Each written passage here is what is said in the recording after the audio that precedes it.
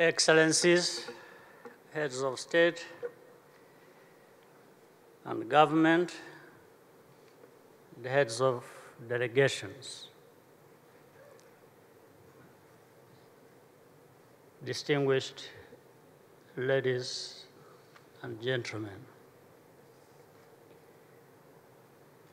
I want to thank you in person, each one of you,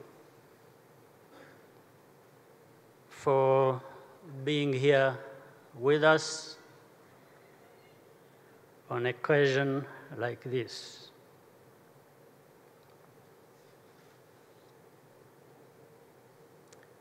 Ndagira ngo mbanze nsabe abanyarwanda badukurikiye hirya no hino mu gihugu banyemberere mbwire abashyitsi bacu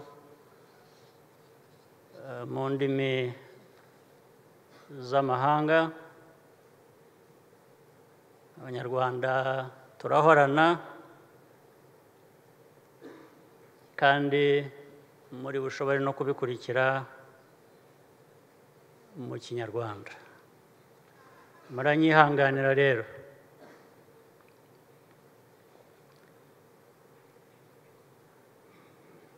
On a day like this, when language fails, the first words that come are words of gratitude. To you, the friends by our side on this heavy day, including the different leaders present, I once again say thank you very much. Many of you have been with us all along, and we cherish you for contributing to the healing and rebuilding of Rwanda. I also thank my fellow Rwandans who joined hands to recreate this country.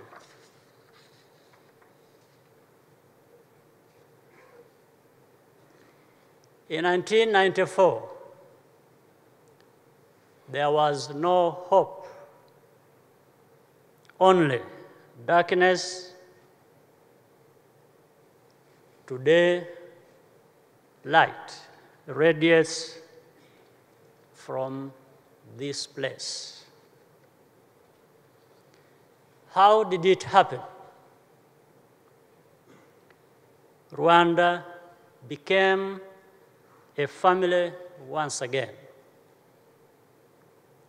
The arms of our people, intertwined, constitute the pillars of our nation. We hold each other up. Our bodies and minds bear amputations and scars, but none of us is alone. Together, we have woven the tattered threads of our unity into a new tapestry. Sisters became mothers. Neighbors became uncles. Strangers became friends. Our culture naturally creates new bonds of solidarity, which both console and renew.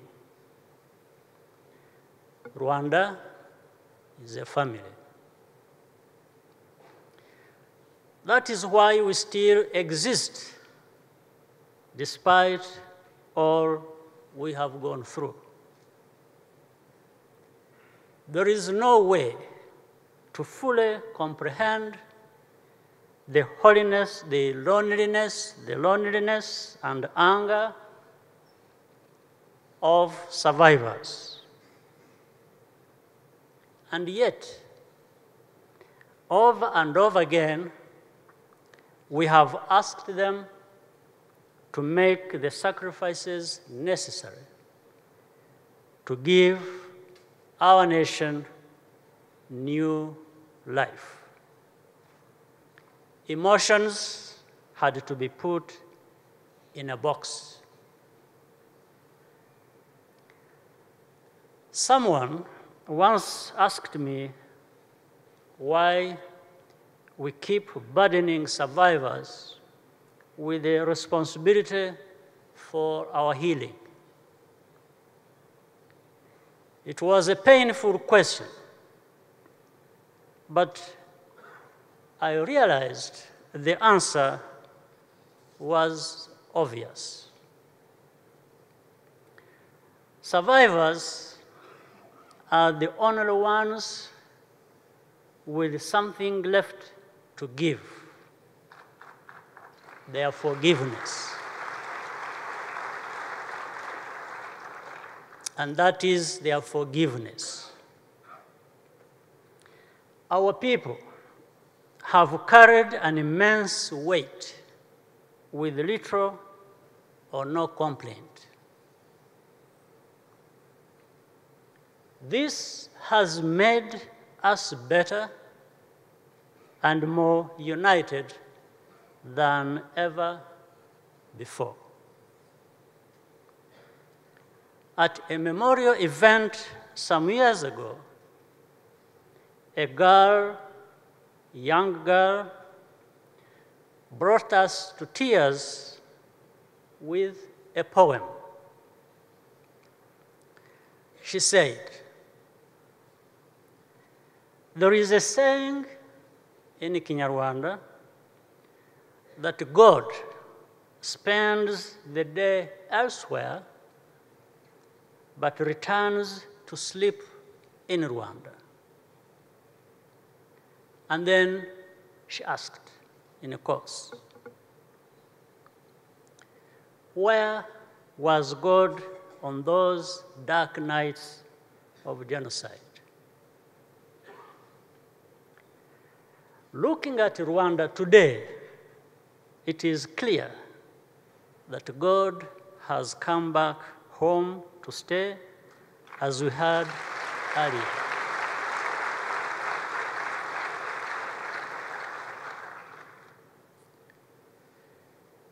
To survivors, we can only say thank you.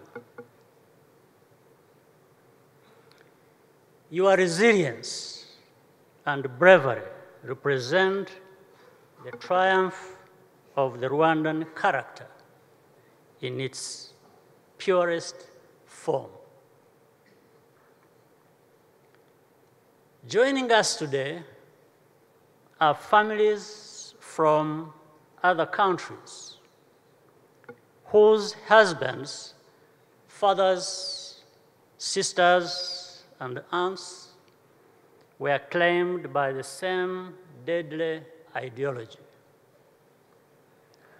The Belgian peacekeepers murdered 25 years ago this morning.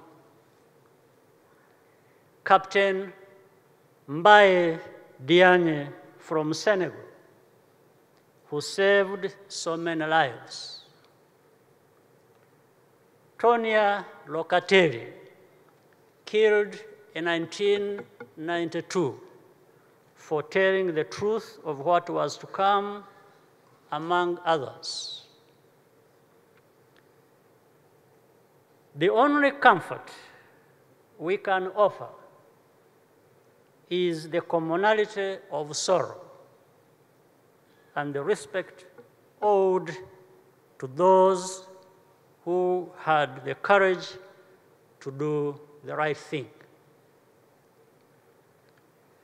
Our people and other people many other people around the world also stood up and made a difference. Ambassador Karol Kovanda from the Czech Republic joined colleagues from New Zealand and Nigeria to call for action to stop the genocide, despite the indifference of more powerful states. And my brother, as you heard, Prime Minister Abiy Ahmed knows where Rwanda is coming from, having served in an Ethiopian peacekeeping contingent after the genocide, together with the troops from elsewhere in Africa and beyond. Thank you all for your presence. Those among us who perpetrated the genocide or stood by passively are also part of our nation. The willingness in a number of cases to tell the truth, pay the price, and rejoin the community is an important contribution. The witness of perpetrators is irrefutable proof, if any was still needed, that genocide happened. Genocide hibernates as denial. Both before the killing and after, there is a long chain of events which are interconnected. Revisionism is not merely demeaning, but profoundly dangerous. The genocide did not begin on one specific day. For decades.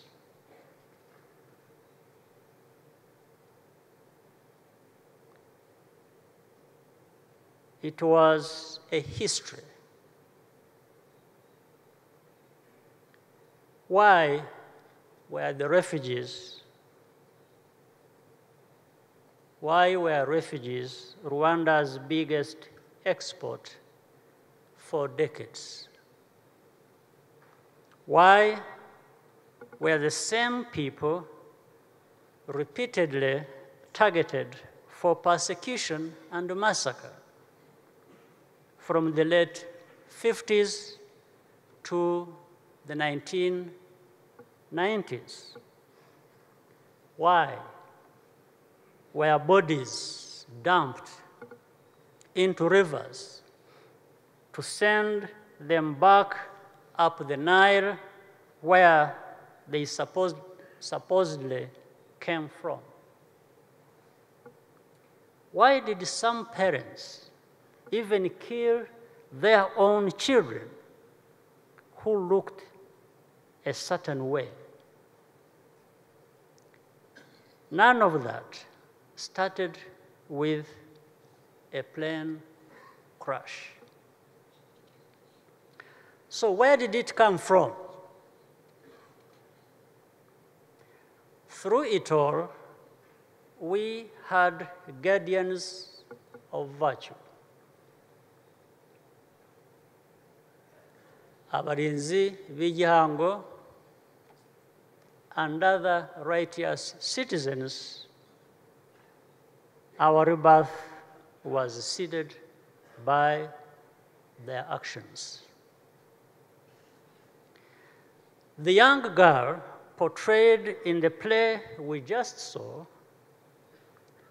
who took it upon herself to care for a baby survivor despite the objections of her family.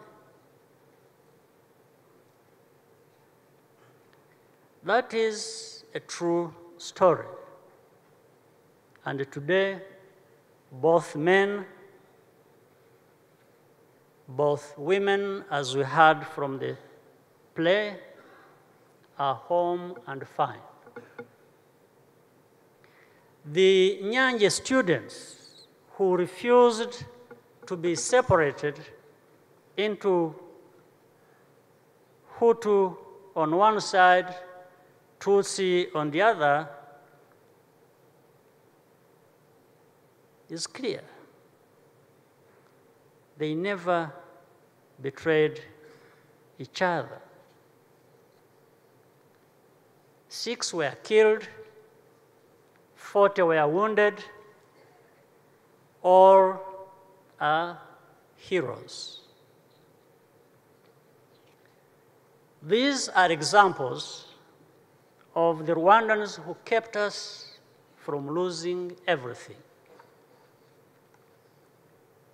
But most of us are neither survivors nor perpetrators. 3/4 of Rwandans are under the age of 30. Almost 60% were born after the genocide. Our children enjoy the innocence of peace. They know trauma and violence only from stories. Our aspirations rest in this new generation. Mature trees can no longer be molded, but seeds contain endless possibility. Rwanda's young people have everything needed to transform our country. They have the responsibility to take charge more and more and participate fully in securing the Rwanda we want and deserve. We are far better Rwandans than we were. But we can be even better still. We are the last people in the world who should succumb to complacency. The suffering we have endured should be enough to keep our fighting spirit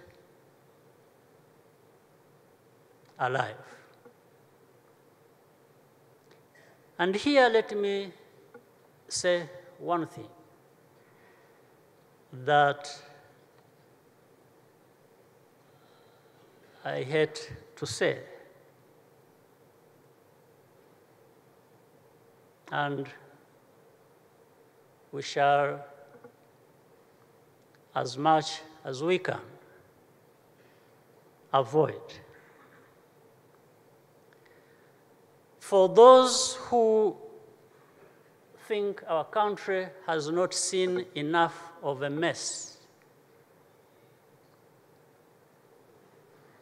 and in the defense of those children you saw and others in this country and our nation, and by the way, we claim no special place, but we have a place to claim.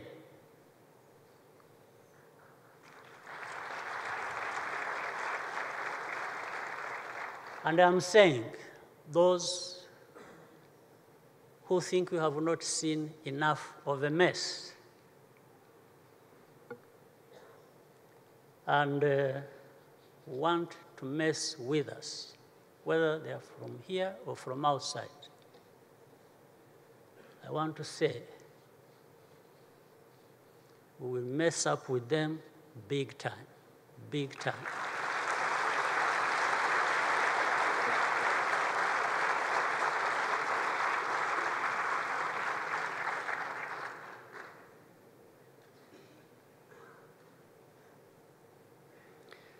So that's about the fighting spirit that is alive in us.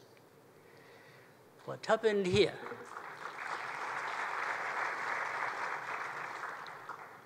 will never happen again. Our country cannot afford to live by twists of fate. We must be deliberate and decisive, guided by humility and the content of our hearts. Rwanda has to stay one step ahead. Otherwise, we are insignificant. The facts are stubborn, but so are we.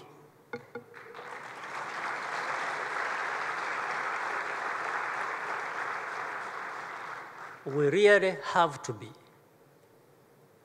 Our nation has turned a corner. Fear and anger have been replaced by the energy and the purpose that drives us forward, young and old. Rwanda is a very good friend to its friends. We seek peace.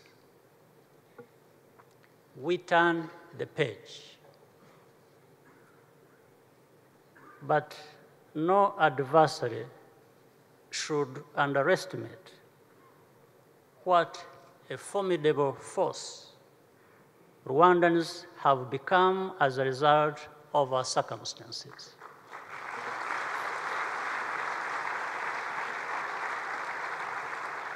Nothing has the power to turn Rwandans against each other ever again.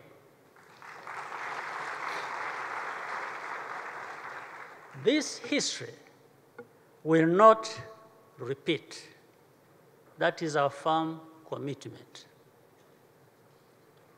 Nothing is required from those who wronged us except an open mind. Every day, we learn to forgive, but we do not want to forget. After all, before asking others to repent, we first have to forgive ourselves. As for the dishonorable who remain impervious to regret, it is not our problem. It does not stop Rwanda from making progress, even for one moment. It becomes their problem. The decimation of Rwanda was more absolute than any known weapon of mass destruction. Not only bodies were destroyed, but the very idea of Rwanda itself. That shows the ferocious power of human sentiments and designs. Our prayer is for no other people to ever endure the same tribulations, especially our brothers and sisters in Africa.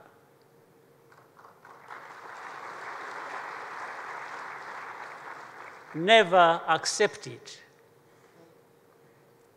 Confront the apostles of division and hatred who masquerade as saviors and democrats. Our commonalities are always infinitely greater than our differences. No society is above any other, much less immune to fragility. In the end, the only conclusion to draw from Rwanda's story is profound hope for our world. No community is beyond repair, and the dignity of the people is never fully extinguished. 25 years later, here we are, all of us, wounded and heartbroken, yes, but unvanquished.